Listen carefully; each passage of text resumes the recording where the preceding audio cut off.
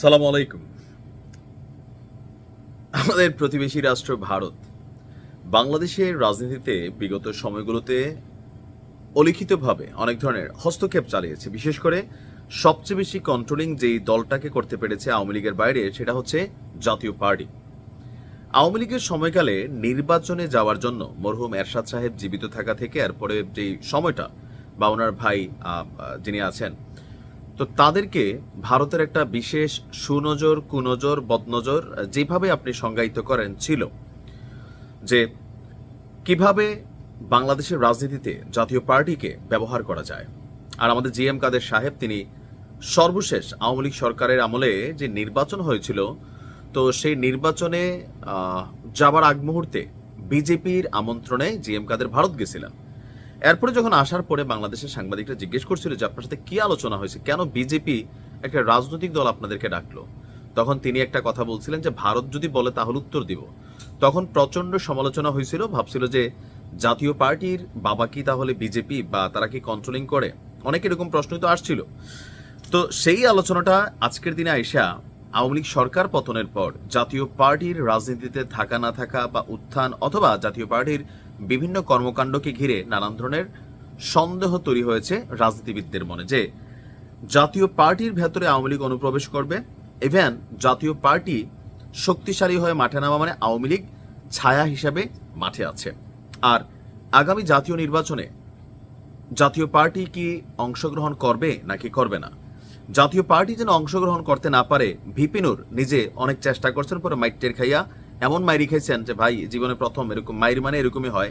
এখন তিনি কথাই বলতে পারতেছেন না। তবে তিনি যেই কথা বলতে না পারেন সেই কথা বলার জন্য এই দলেরই আরেক মার খাওয়া নেতা ফারুক, এই ডক্টর ইউনূসের বিরুদ্ধে কথা বলার পরে বৈষম্য বিরোধী ছাত্ররা দৌড়ে দৌড়ে পিটাইছিল, তো সেই ফারুক ভাই কপাল টপাল কেটে গেছিল।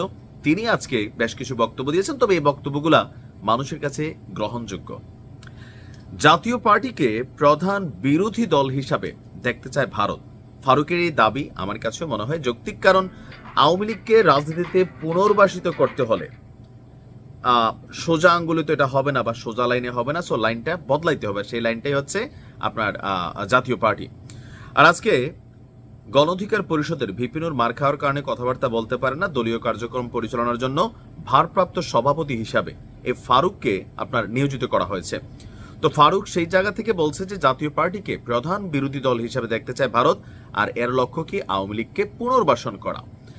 জাতীয় পার্টি যদি নির্বাচনে অংশ নেয় তবে তারা 100-র বেশি আসনে জয়ী হতে পারে, এই কথা সত্য। কারণ কি? কারণ এর পেছনে রয়েছে গভীর ষড়যন্ত্র। তার ভাষায় যেটা ষড়যন্ত্র, আমাদের ভাষায় যেটা হচ্ছে ষড়যন্ত্র না। জাতীয় পার্টির সাথে আওয়ামী লীগ মিলবে, এটাই স্বাভাবিক, কেন আওয়ামী লীগ সরাসরি নির্বাচন করতে পারবে না বা হয়তো করবেও না, আর করার তো সুযোগও নাই। যাই হোক, তো তাদের যে বিশাল ভোট বাক্স বা ভোট ব্যাংক, এরা কোথায় সুইং হবে, এদেরকে জাতীয় পার্টি সুইং করবে। জাতীয় পার্টির মধ্যে যারা নমিনেশন পাবে, স্বচ্ছ পরিচ্ছন্ন আওয়ামী লীগের অনেক নেতাকর্মী হয়তো এখান থেকে নমিনেশন পাবে, কারণ নির্বাচনের জন্য যেই ক্রাইটেরিয়া ফিল আপ করা দরকার এগুলো অনেক আওয়ামী লীগ নেতাকর্মীদের এখনো মাঠ পর্যায়ে আছে।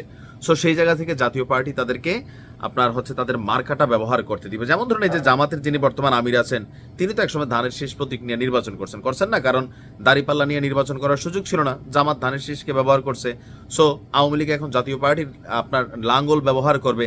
সেই জায়গা থেকে আওয়ামী লীগ তাদের ভোটগুলা কাস্ট করবে, এবং কি যদি এমপি টেমপি হয়ে যায়, মাঠ পর্যায়ে রাজনীতি প্রশাসন তখন তাদের দখলেই থাকবে, কন্ট্রোলেই থাকবে। সেই জায়গা থেকে জাতীয় পার্টি রাজনীতি করার সুযোগ আছে।